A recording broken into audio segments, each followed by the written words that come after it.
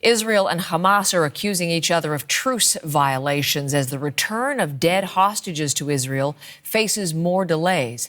Aid trucks were seen at the Rafah border crossing earlier today. It still remains unclear when they will be allowed to reach Gaza. The Israeli government has signaled it could reopen the crossing as early as Sunday, but it did not indicate if it would allow for the shipment of aid. Palestinians in Gaza say they're desperate for food, water, and essential supplies, which remain in short supply now 1 week into that phase 1 of the ceasefire. CBC News is now on the ground near Gaza at Zikim Beach. And there it is on the map in southern Israel, the closest area to the enclave that is accessible to journalists. It reopened just yesterday, 2 years after it closed. And on October 7th of 2023, people were murdered on this very beach during the Hamas attack on Israel. It is a far more peaceful scene as you're about to witness live. Briar Stewart, part of our CBC News team in the region, and she is live on Zikim Beach. Briar, good morning. Good morning. Yes, Heather, I'm about as far south as you can go. I'm standing in front of a concrete barrier that warns that anything beyond this is the red zone. But I want to show you first this direction. This is Zikim Beach. It just reopened yesterday, and it's a kind of a really stark scene because you have, runners out for a jog on the beach. You have people swimming. Well, on October 7th, 2023, Hamas militants actually stormed the beach after accessing it on boats. You had people that hid in shelters, and they were attacked in the shelters as well, and 17 people were killed. So people who live in this area, they say it's a very special place for them. I spoke with one woman a little while earlier, Chila. I asked her what her feelings were as she came back to the beach today after all this time. Take a listen.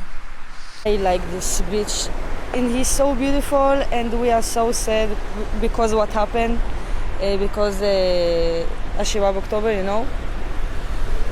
and you feel comfortable here and safely, and you see the beach and you look the water and you're happy and you smile, and that's it. I really miss this beach. But it really is quite a juxtaposition, because if we take a look this way, if we pan this way, and I will let my camera person go first here, you can see in the distance the ruins of Gaza. And, it's quite a ways there in the distance, but I can tell you as we're standing here, we can hear Israeli drones. We've heard a few explosions. It's not clear where it's coming from. And then, as I said, this is Zikim. There's also, a village of Zikim, and there's a border crossing. So that border crossing is still closed. It's one of 2 border crossings in the north that are closed. What aid agencies say is just that 2 of 6 crossings into Gaza are not operating. And they're very concerned about the ones in the north, because that's the way that they can bring aid in a timely way to Gaza City. The World Food Program says they haven't been able to distribute aid really in Gaza City at all. They've just been able to hand out, critical nutritional supplements to those who really need it, like pregnant women, malnourished children. But obviously, there's a lot of roads in Gaza that are impassable. It's very hard to drive a very large truck down the street like that. And of course, we've seen scenes of desperate crowds swarming trucks and taking aid off. The other crossing that you had mentioned is the Rafah crossing. That's the crossing between Egypt and Gaza. So trucks are there now, and they're actually able to pull through, but they can't go directly into Gaza. What happens is they pull up, then they turn right, and they go to Israel's Kerem Shalom crossing. And that's where they have to go through the security clearances before they can enter the Strip. What aid agencies say is that those trucks really need to be going directly from Egypt into Gaza, because that's really the only way to kind of flood the area with much needed aid. And Briar, on another part of the story, Israel is accusing Hamas of violating the terms of the ceasefire in this first phase because of the failure to hand over the remains of all of the dead hostages.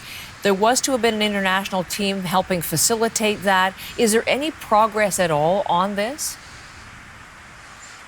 Well, this continues to be a big point of tension. Hamas had given 10 bodies to Israel. Only 9 of them were hostages. One, Israel said that forensic tests confirmed it wasn't a hostage. So there are 19 deceased hostages who are still in Gaza. And under the agreement, Hamas is supposed to return them, although even before the agreement went into effect, Hamas and its mediators had said that it was going to have a hard time because you have bodies that are lying under rubble, in collapsed tunnels, and that you need extensive search and recovery equipment in there to bring them out. Hamas says some of that equipment that they need is not there because it's not allowed in through Gaza. All of the details around this, I have to say, it's very unclear. There's a lot of conflicting reports. There is a team of over 80 people, many of them Turkish, this recovery team. You have people that worked during the earthquake to try to recover bodies from the massive debris there. You have Turkish media reporting that that team hasn't been allowed into Gaza. You have some Israeli media reporting that it has been.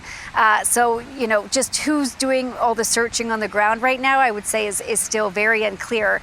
But what we do know is that there's still these 19 hostages, these bodies that haven't been returned, and Israel has warned in the past that it's going to curtail aid, something that UN agencies and other humanitarian groups are really alarmed by because they don't think that food and water and medical supplies should be used as a bargaining chip. Thank you so much, Briar Stewart at Zikim Beach, newly reopened in southern Israel.